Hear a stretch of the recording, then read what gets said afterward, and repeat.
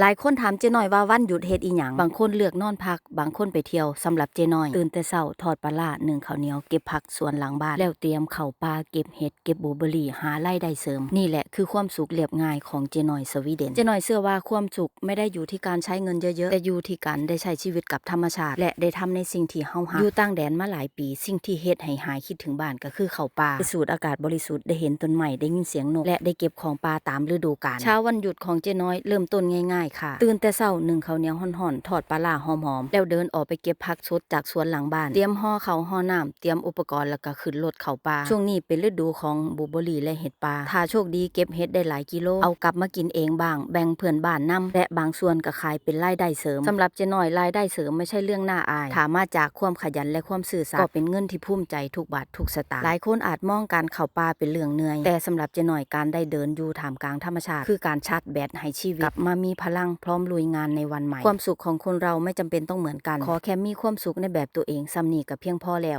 เพื่อนๆล่ะวันหยุดชอบทำอะไรมากที่สุดชอบเข้าป่าเก็บเห็ดเก็บบลูเบอร์รี่หรือปลูกผักสวนครัวคือเจ๊น้อยบ่มาแชร์ความสุขของแต่ละคนใต้คอมเมนต์กันนะคะอย่าลืมเป็นกำลังใจให้เจ๊น้อยสวีเดนแล้วเฮาไปใช้ชีวิตเรียบง่ายท่ามกลางธรรมชาติด้วยกันจ้า